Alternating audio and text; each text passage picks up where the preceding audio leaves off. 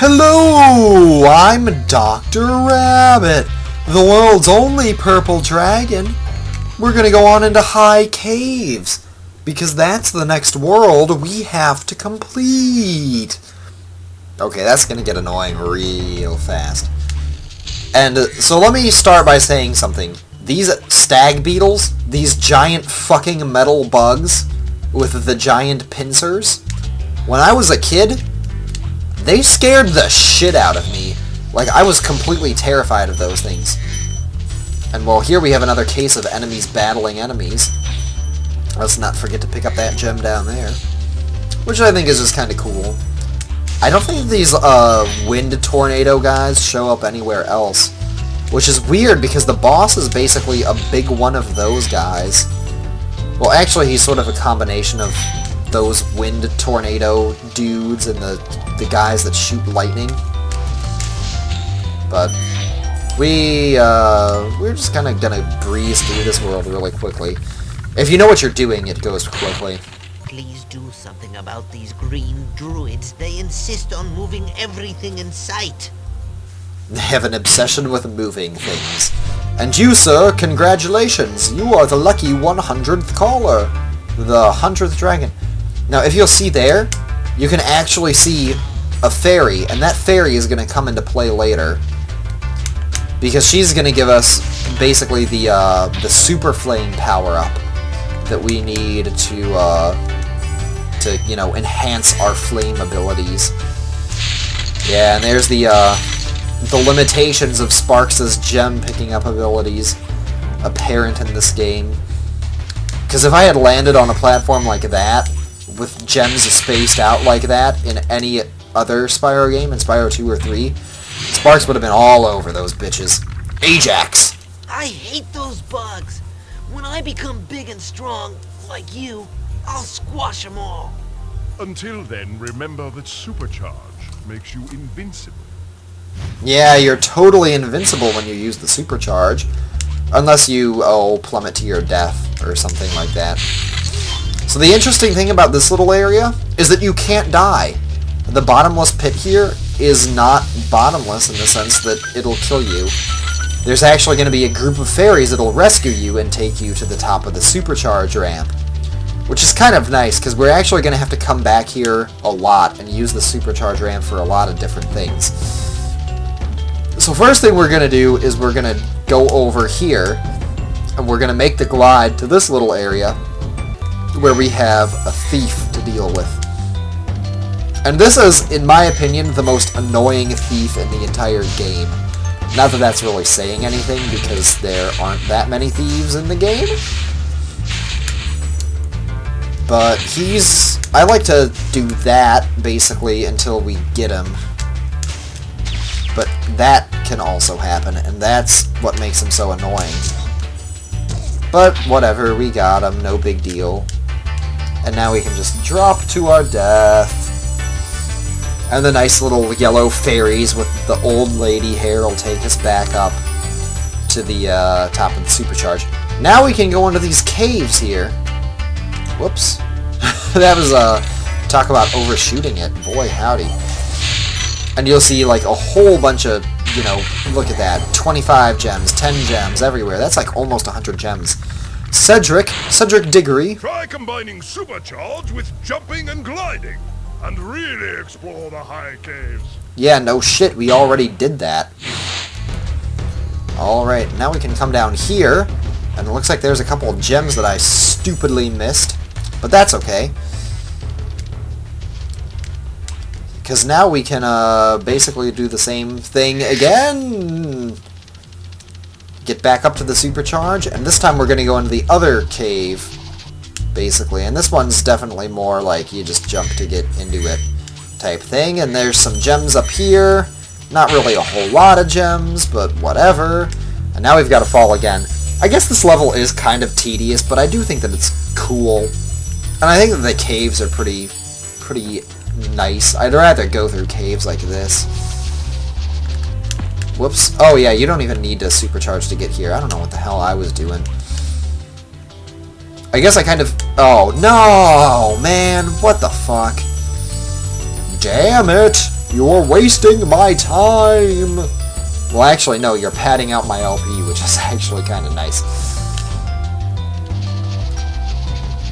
Yeah, we don't need no stinking supercharge to make this jump. I don't know why the hell I didn't make it earlier.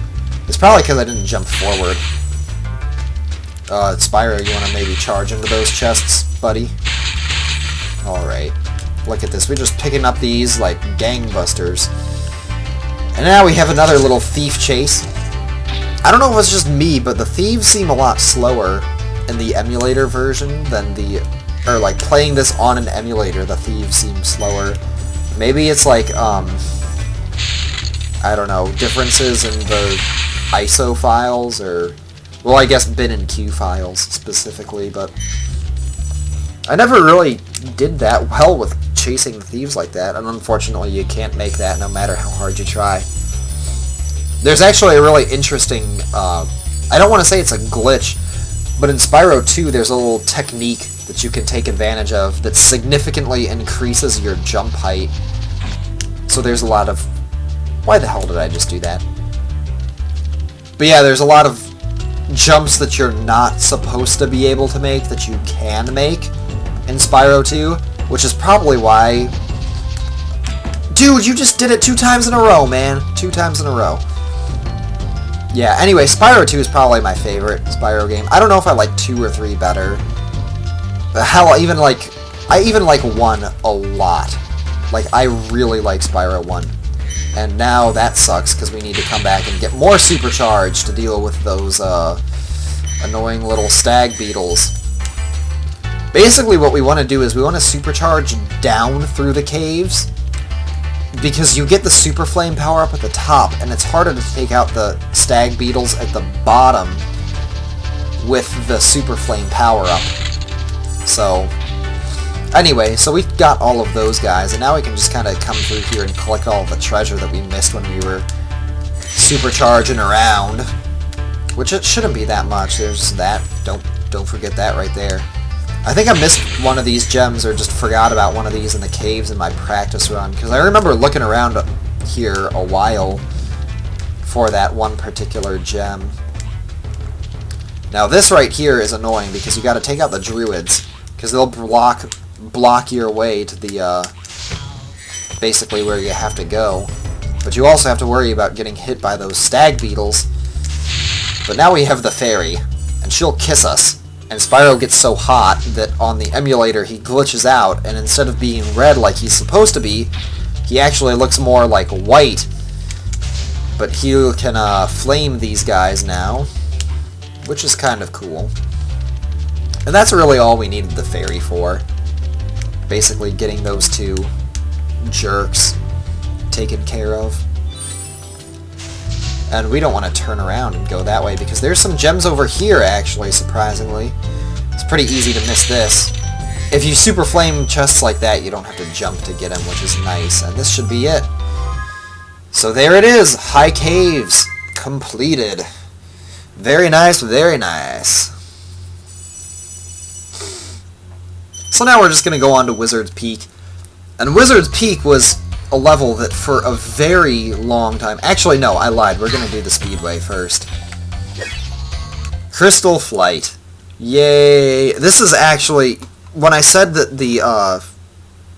the Night Flight was the easiest Speedway, I take it back. I actually think that this is the easiest Speedway. Now watch me mess it up, because that would just be funny, you know? I'm pretty sure that you're supposed to do the planes before you get the chests, but I might be wrong. And if I am, we might actually get a little messed up. But yeah, you got rings and arches. You got nothing really to worry about here. And everything actually lines up really, like, almost too perfectly in this Speedway. Especially with, like, the planes and everything like that. But you are going to be a little close on time for a while. Yeah, because now we're just going to go and take care of the planes. But because we're tailing them, the cool thing about this is that by the time we get to flaming the last plane, we'll be at the start of the first chest, because it's like you're expected to take that amount of time on this particular thing, see, and there's the first chest right there. Now, it actually is possible to mess the chests up if you fly too close, and you can jerk yourself into the water. And that's no good. Also no good is if you miss a chest. That's not any good at all. But first try, no problem, easy 300 gems. And the speedways actually are worth more gems in later games. So in Spyro 2, the speedways are worth 400 gems. They add an extra 20 to every category. In case you didn't notice, you get 60 gems for getting all of one set, and then an additional 60 for getting all of them in one go. So that's cool. I'm debating whether or not we should also do the boss video, or the boss video, the boss in this video, because his world actually doesn't take very long. Wizard Peak can, though, is the thing, and I don't know how long we took on High Caves either, just because I don't pay attention. So the thing about this is that we're going to have these wizards, and they're going to basically summon these ice giants, these frost giants, you know, of Norse mythology with their clubs. But they're going to actually kind of run away, and really what we're going to do is we're going to hop all around this castle on the outside to get to those two wizards. Well, we haven't seen the second one yet. He's actually right there, making that guy appear. Whoops, don't get hit by your lightning, dudes. And I guess we could do this now. I usually do it after we've gotten all of the other things. Yeah, you know what? Let's do it now, just because I don't really do it this way. Usually, you know? You gotta mix something up every once in a while, right? And we gotta do it sooner or later. Plus it'll, you know, miss that gem right there. So what you want to do is you want to come over here, right from the start. And there you're going to see all these gems outside. And then there's the bridge that we crossed. That bridge is right there. So right now we're on the second half of the castle where that second wizard was. And I think I usually... It doesn't matter, because the annoying thing is that you do have to come through here twice to take care of both of them, but I usually do this guy first. He's over here, so we just gotta basically glide to get him, and there we go. That's that.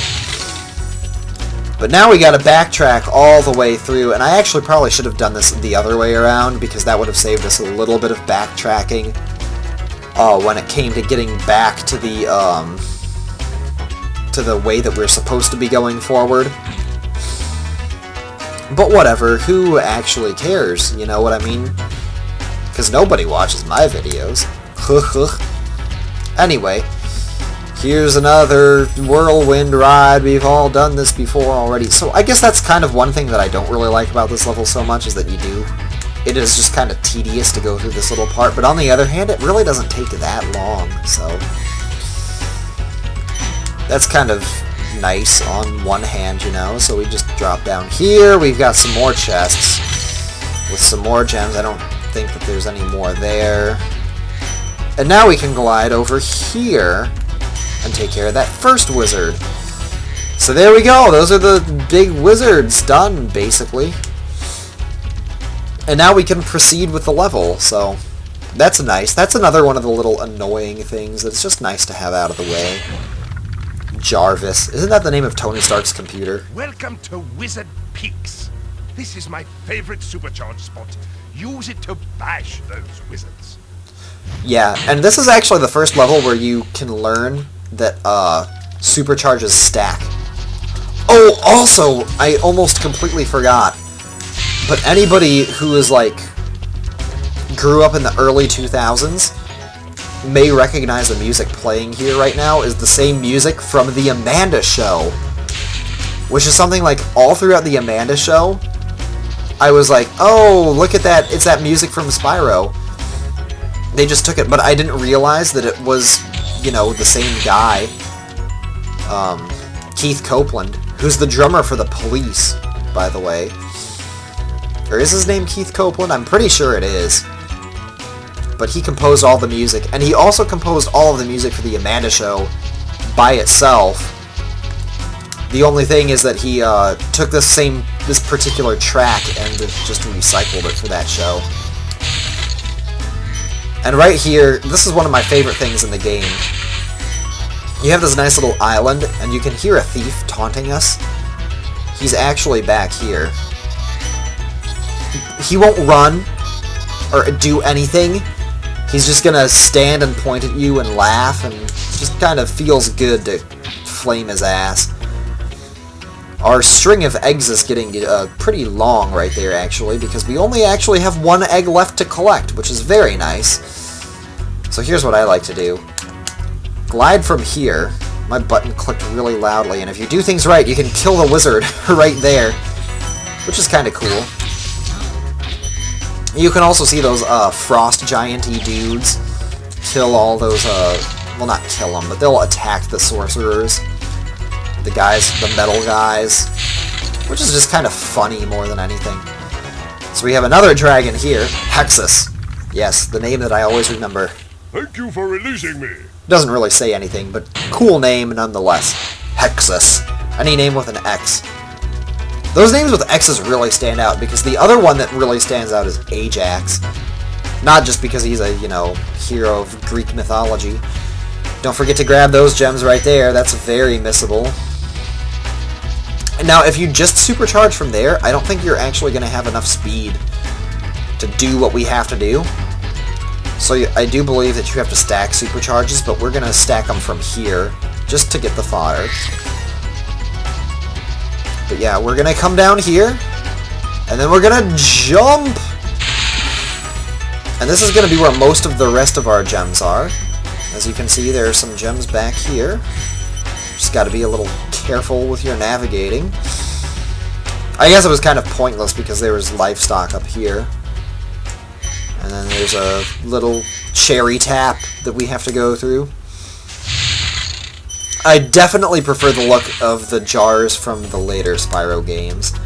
The chests that have the gems in them, I definitely think they look better in Spyro 2 and Spyro 3.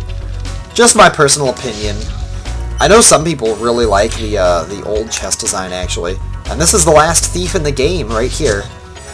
Another one of those annoying guys, but we got him on the first try that time, which is nice. So, and this is basically it. This is the end of the level right here. I have no idea how I'm doing for time, but I do think that I am going to, yeah, look at that right there, those two guys fighting. This should be it in terms of gems, too, so there we go. Now, this is the dragon that actually tells you you're supposed to go hop on the cobblestones. Spyro. There's a secret area in the artisan home. It is at the waterfall. Try jumping on the stones there. Yeah, we already did that, so... But you can do it, the nice thing is that you can do it even after, or like even if you haven't heard that particular line of dialogue, which I think is nice.